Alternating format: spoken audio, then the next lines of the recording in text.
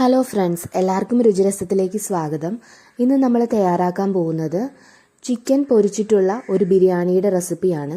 ഈസ്റ്ററിനും ക്രിസ്മസിനുമൊക്കെ തയ്യാറാക്കാൻ പറ്റിയ നല്ലൊരു റെസിപ്പിയാണിത്.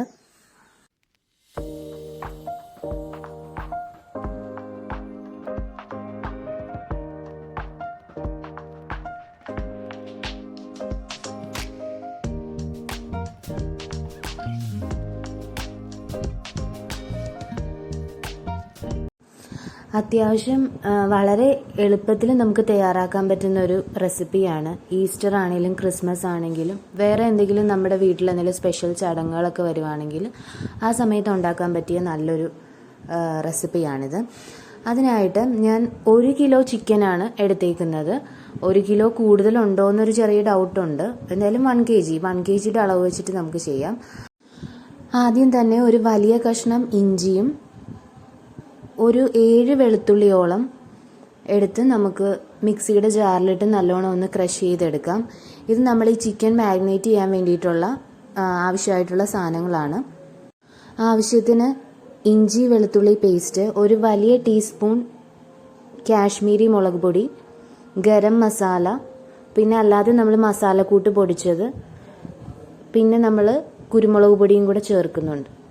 പിന്നെ ആവശ്യത്തിന് ഉപ്പും.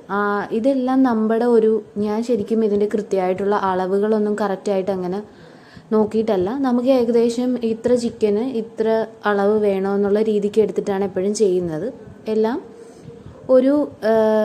ഒരു ടേബിൾ സ്പൂണിൽ കുറയാതെ നമ്മളെല്ലാം എടുത്തിട്ടുണ്ട്. നല്ലോണം കൈകൊണ്ട് ഈ മസാല എല്ലാം പിടിക്കത്തക്ക രീതിയിൽ മിക്സ് ചെയ്ത് കൊടുക്കുക.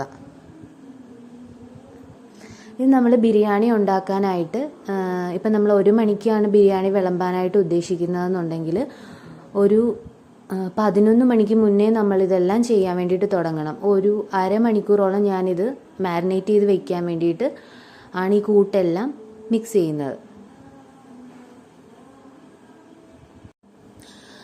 1 ടീസ്പൂൺ ലൈം ജ്യൂസൊക്കെ വേണമെങ്കിൽ നമുക്ക് ഈ സ്റ്റേജിൽ ചേർക്കാം. ഞാൻ ലൈം ജ്യൂസ് ഒന്നും ചേർത്തിട്ടില്ല. നമ്മളല്ലാതെ ബിരിയാണി ഉണ്ടാക്കുമ്പോഴത്തേക്കും പുളിക്ക് വേണ്ടിയിട്ട് തക്കാളിയും തൈരും ഒക്കെ യൂസ് ചെയ്യുന്നതുകൊണ്ട് ലൈം ജ്യൂസ് ഞാൻ ഇട്ടിട്ടില്ല ഇതിൽ. ഒരു 7 സവോളയോളം നല്ലോണം നേർപ്പിച്ച് സ്ലൈസ് ചെയ്തെടുക്കുന്നുണ്ട്. വളരെ തിന്നായിട്ട് നമുക്ക് എത്രയും തിന്നായിട്ട് അരിയാൻ പറ്റുന്നോ അത്രയും തിന്നായിട്ട് അരിഞ്ഞെടുക്കുക. അതിനുശേഷം ഒരു അരമണിക്കൂർ മാരിനേറ്റ് ചെയ്യാൻ വെച്ച ചിക്കൻ നമ്മൾ സൺഫ്ലവർ ഓയിലിലാണ് എല്ലാം കുക്ക് ചെയ്യുന്നത്. ബിരിയാണിയുടെ എല്ലാ പ്രൊസീജിയറും ചെയ്യുന്നത് സൺഫ്ലവർ ഓയിലിൻ്റെ അകത്താണ്. അത് വറുത്തെടുക്കുക. ആ ടൈമിൽ തന്നെ ബിരിയാണി റൈസ് ഒന്ന് സോക്ക് ചെയ്യാൻ വേണ്ടി വെക്കണം. ഒരു 30 മിനിറ്റ്സ് നമ്മൾ എടുത്തേക്കുന്നത് ഇന്ത്യ ഗേറ്റിൻ്റെ 1 kgയുടെ ബസ്മതി റൈസാണ്. അത് അത്യാവശ്യം നല്ലൊരു ബ്രാൻഡാണ്. അപ്പം നമ്മൾ അത് സോക്ക് ചെയ്യാൻ വേണ്ടിയിട്ട് വെക്കുക.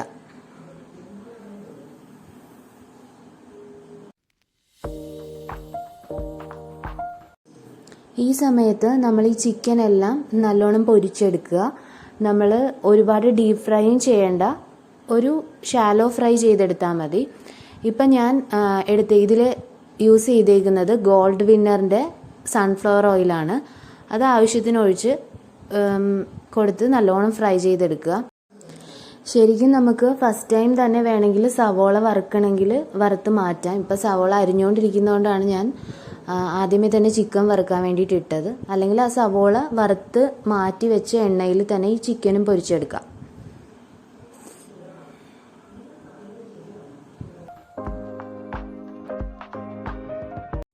ഇനി ബിരിയാണിയുടെ ഗ്രേവി തയ്യാറാക്കുന്നതിന് ആവശ്യമായിട്ടുള്ള ഒരു 4 വലിയ പച്ചമുളകും ഒരു വലിയ കഷ്ണം ഇഞ്ചിയും ഒരു 10-12ഓളം വെളുത്തുള്ളിയും നല്ലോണം മിക്സിയുടെ ജാറിൽ ക്രഷ് ചെയ്തെടുക്കുക. ഇത് ബിരിയാണിക്ക് വളരെയധികം ഫ്ലേവർ കൊടുക്കുന്ന ഒരു ഇൻഗ്രീഡിയൻ്റ് ആണ്. ഇത് നമ്മൾ ഒഴിവാക്കാൻ പാടില്ല, മസ്റ്റായിട്ട് നമുക്ക് വേണം. പിന്നെ നമ്മൾ ആവശ്യത്തിന് സവോളയും സ്ലൈസ് ചെയ്ത് വെച്ചിട്ടുണ്ട്. പിന്നെ ചിക്കൻ എല്ലാം നമ്മൾ നല്ലോണം പൊരിച്ചെടുത്തിട്ടുണ്ട്. പിന്നെ അത്യാവശ്യം ഗാർണിഷ് ചെയ്യാൻ വേണ്ടിയിട്ടുള്ള മല്ലിയില, പുതിനയില, കിസ്മിസ്, നട്ട്സ് എല്ലാം എടുത്തിട്ടുണ്ട്.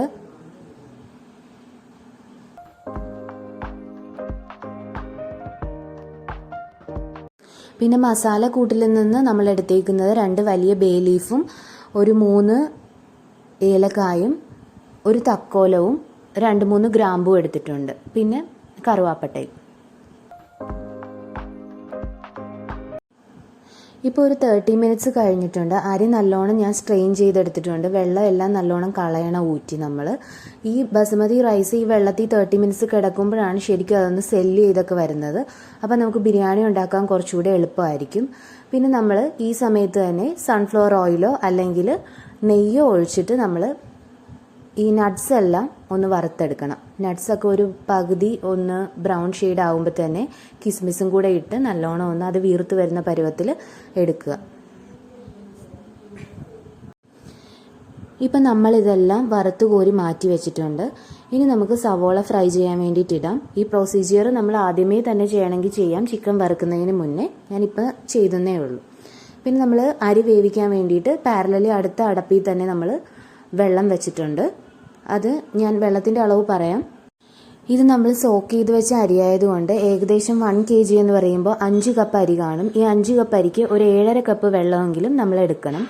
ആ 7.5 കപ്പ് വെള്ളത്തിൻ്റെ അകത്തോട്ട് ആവശ്യത്തിന് നെയ്യും പിന്നെ ഈ മസാല കൂട്ടിലെ തക്കോലവും ബേ ലീഫും പിന്നെ കറുവാപ്പട്ടയും ഗ്രാമ്പും ഇട്ട് കൊടുക്കുക. എന്നിട്ട് ഇത് നല്ലോണം തിള വരണം. തിള വന്നതിന് ശേഷമായിരിക്കും നമ്മൾ അരി ഇങ്ങോട്ട് സ്ട്രെയിൻ ചെയ്ത് വെച്ച അരി ഇതിൻ്റെ അകത്തോട്ട് ഇടുന്നത്. ഇനി നമ്മൾ എടുത്തേക്കുന്നത് 30 മിനിറ്റ് സോക്ക് ചെയ്യാത്ത അരിയാണെന്നുണ്ടെങ്കിൽ അത് ആ 5 കപ്പ് അരിക്ക് 10 കപ്പ് വെള്ളം എടുക്കണം. അതാണ് അതിൻ്റെ കറക്റ്റ് ആയിട്ടുള്ള അനുപാതം.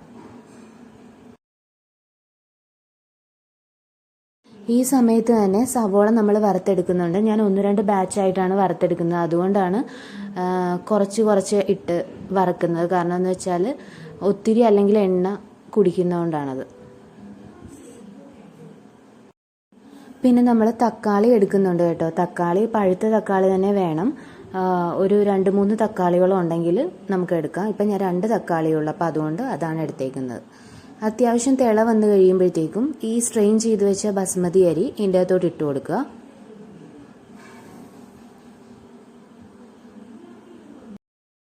സവോളയെല്ലാം നിങ്ങൾക്ക് വേണമെങ്കിൽ നല്ല ഡാർക്ക് ബ്രൗൺ ഷെയ്ഡ് ആകുന്നവരെ വെയിറ്റ് ചെയ്യാം. ഞാൻ അതിന് മുന്നേ എടുത്തിട്ടാണ്. പിന്നെ നമ്മുടെ ആ സമയത്ത് തന്നെ നമ്മുടെ അരിയുടെ തിള വന്നിട്ടുണ്ട്. അരി ഒന്ന് ഇടയ്ക്കിടയ്ക്ക് എടുത്ത് വേവ് നോക്കണം. പിന്നെ ഇപ്പുറത്തെ അടപ്പിൽ നമ്മൾ ആ സമയത്ത് തന്നെ സവോള വഴറ്റാൻ വേണ്ടിയിട്ട് ഇട്ടിട്ടുണ്ട്, ഗ്രേവിക്ക് വേണ്ടിയിട്ട്. ഇപ്പം ഞാൻ ബസ്മതി അരി സോക്ക് ചെയ്തിട്ടാണ് വേവിച്ചതെങ്കിൽ പോലും എനിക്ക് അത്യാവശ്യം കുറച്ചധികം ടൈം എടുത്തു കുക്കായി വരാൻ വേണ്ടിയിട്ട്. ഒരു 10 മിനിറ്റ് എനിക്ക് എന്തായാലും എടുത്തിട്ടുണ്ട്. സവോളയൊക്കെ നല്ലോണം വഴന്ന് വന്നിട്ടുണ്ട്. ഈ സവോള ഇടുന്നതിന് മുന്നേ നമ്മൾ ഇഞ്ചി, വെളുത്തുള്ളി, പച്ചമുളക് ചതച്ചതാണ് ചേർത്ത് കൊടുക്കേണ്ടത്. അത് മിസ്സായി പോയിട്ടുണ്ട് ഇടയ്ക്ക്. ഞാൻ പൊടി ചേർത്തതിന് ശേഷമാണ് പിന്നീട് അതിൻ്റെ കാര്യം ഓർത്തത്, പിന്നെ അത് എടുത്തിട്ടത്. അപ്പോൾ നിങ്ങൾ ഫസ്റ്റ് ടൈം ചെയ്യുമ്പോൾ തന്നെ ആ ഇഞ്ചി, വെളുത്തുള്ളി പേസ്റ്റ്, അത് പച്ചമുളകിൻ്റെയും പേസ്റ്റ് നല്ലോണം ഒന്ന് എണ്ണയുടെ അകത്ത് മൂപ്പിച്ചതിന് ശേഷമായിരിക്കണം സവോള എല്ലാം വഴറ്റിയിട്ട് ബാക്കിയുള്ള ഇൻഗ്രീഡിയൻസും ചേർക്കാൻ വേണ്ടിയിട്ട്, പൊടികളെല്ലാം ചേർക്കാൻ വേണ്ടി. പൊടികൾ ചേർത്തേക്കുന്നത് നമ്മുടെ മല്ലിപ്പൊടിയും ഗരം മസാലയും പിന്നെ മസാലക്കൂട്ട് പൊടിച്ചതും കുരുമുളക് പൊടിയുമാണ് ചേർത്തേക്കുന്നത്. വേറെ എക്സ്ട്രാ നമ്മൾ ഒരു കൂട്ടും ചേർത്തിട്ടില്ല ഇതിൻ്റെ അകത്ത്. പക്ഷെ അത് തന്നെ വലിയൊരു ഫ്ലേവർ ഇതിന് കൊടുക്കും, നമ്മൾ മസാല വീട്ടിൽ പൊടിച്ചെടുക്കുന്നത്. പിന്നെ കുറച്ച് വറുത്ത സവാളയുടെ അകത്തുനിന്ന് കുറച്ചുകൂടെ ചേർക്കുന്നുണ്ട്. പിന്നെ നമ്മൾ അരി വേവിക്കുന്ന സമയത്തും വേണമെങ്കിൽ നമുക്ക് വറുത്ത സവാള കുറച്ചിടാം. ആ സമയത്ത് എൻ്റെത് ഫ്രൈഡ് ആയിട്ട് വന്നിട്ടില്ലായിരുന്നു, അതുകൊണ്ടാണ് ഞാൻ ചേർക്കാഞ്ഞത്. അത് നമ്മുടെ അരിക്ക് ഒരു നല്ല ഫ്ലേവർ കൊടുക്കും. പിന്നെ ഒരു 3 ടേബിൾ സ്പൂണോളം തൈര് ചേർത്ത് കൊടുത്തിട്ടുണ്ട്. തൈരും കൂടെ ചേർത്ത് നല്ലോണം ഒന്ന് മിക്സ് ചെയ്ത് കൊടുക്കുക. അതിനുശേഷം നമ്മൾ ഫ്രൈ ചെയ്ത് വെച്ചിരിക്കുന്ന ചിക്കൻ ഇതിൻ്റെ അകത്തോട്ട് ഇട്ട് കൊടുക്കുക. എന്നിട്ട് ഈ ഗ്രേവിയുമായിട്ട് നല്ലോണം ഒന്ന് മിക്സ് ചെയ്യുക.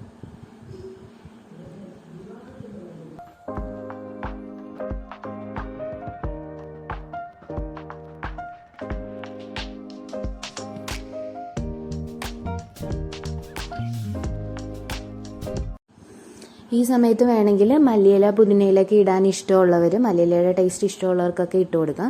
എനിക്ക് അത്ര ഇഷ്ടമില്ലാത്തതുകൊണ്ടാണ് ഞാനത് കൂടുതലായിട്ടും ചേർക്കാഞ്ഞത്. പിന്നെ ആവശ്യത്തിന് ചൂടുവെള്ളം ഒഴിച്ചു കൊടുത്തിട്ട് ഇതൊരു ഗ്രേവിയാക്കി, അത്യാവശ്യം ലൂസായിട്ടുള്ളൊരു ഗ്രേവിയാക്കി എടുക്കുക. പിന്നെ നല്ലോണം ഈ ഗ്രേവി ഒന്ന് സെറ്റായി നല്ല തിള വന്ന് കഴിയുമ്പോഴത്തേക്കും ഇതിൻ്റെ പുറത്തോട്ട് ആവശ്യത്തിന് പുതിനയിലയും മല്ലിയിലയും ഇട്ട് കൊടുക്കുക. നമ്മൾ ഈ സമയത്ത് ഇതിൻ്റെ പുറത്ത് വിതറുന്നതായിരിക്കും കുറച്ചുകൂടെ നല്ലത്. കാരണം നമ്മുടെ ആ റൈസിലോട്ട് അല്ലെങ്കിൽ ഈ ഗ്രേവിയുടെ ചാറെല്ലാം ആ റൈസ് വലിച്ചെടുക്കാൻ സാധ്യതയുണ്ട്. അപ്പോൾ ഇത് നമ്മളൊരു കോട്ടിംഗ് ആയിട്ട് ഇടുവാണെങ്കിൽ അത്യാവശ്യം കുഴപ്പമില്ലാത്ത രീതിയിൽ ദം ചെയ്യുമ്പോൾ നമുക്ക് കറക്റ്റ് ഒരു കൺസിസ്റ്റൻസിയിൽ കിട്ടും.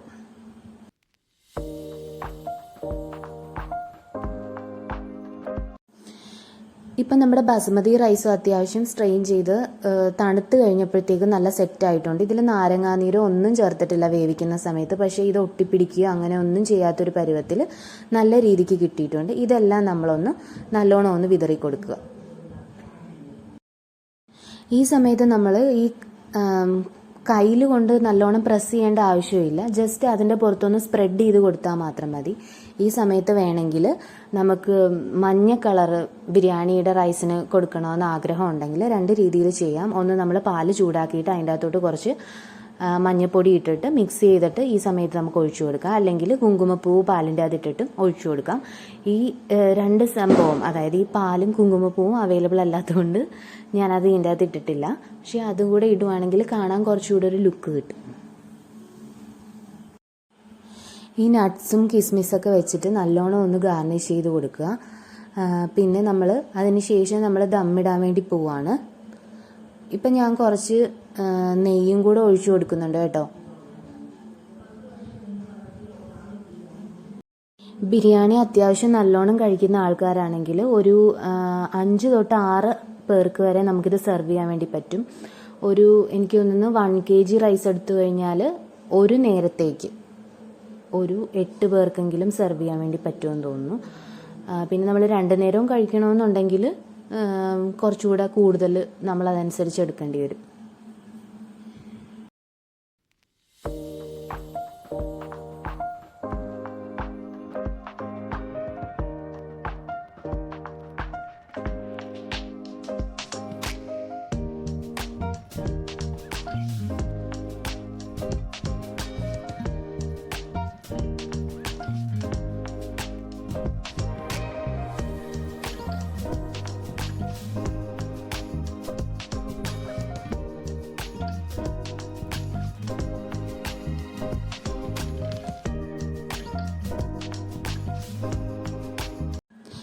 മൈദയൊക്കെ ഒട്ടിച്ച് ദം ചെയ്യണമെന്നാണ് ഞങ്ങൾ ആദ്യം പ്ലാൻ ചെയ്തത്. പിന്നെ ഞങ്ങൾ ഓർത്തു പെട്ടെന്നുള്ളൊരു തട്ടിക്കൂട്ട് സെറ്റപ്പിലുള്ള സംഭവമല്ലേ, അപ്പോൾ അതുകൊണ്ട് ഒരു കല്ലെടുത്ത് വെക്കാൻ വേണ്ടി നോക്കി. പക്ഷെ അത് ഫ്ലോപ്പായി പോയതുകൊണ്ട് വേറൊരു വളയം എടുത്ത് അതിൻ്റെ പുറത്ത് വെച്ച് സെറ്റ് ചെയ്തിട്ടുണ്ട്. പിന്നെ ഇനി ലോ ഫ്ലെയിമിൽ ഒരു 10 മിനിറ്റ് ദം ചെയ്യുക, അത്രയേ ഉള്ളൂ. പിന്നെ നമ്മൾ കുറച്ചുകൂടെ വിപുലമായിട്ടൊക്കെ ചെയ്യുന്ന സമയത്താണെങ്കിൽ മൈദയൊക്കെ ഒട്ടിച്ച് ചെയ്യുവാണെങ്കിൽ കുറച്ചുകൂടെ നല്ല രീതിക്ക് ആ ഒരു ഫ്ലേവറൊക്കെ നല്ലോണം നിൽക്കും. പിന്നെ ശരിക്കും ഈ ബിരിയാണി ചൂടോടുകൂടെ സെർവ് ചെയ്യുന്നതിന് പകരം കുറച്ച് തണുത്ത് കഴിഞ്ഞിട്ട് സെർവ് ചെയ്ത് കഴിഞ്ഞാലാണ് കുറച്ചുകൂടെ നല്ല ടേസ്റ്റായിട്ട് എനിക്ക് തോന്നുന്നത്.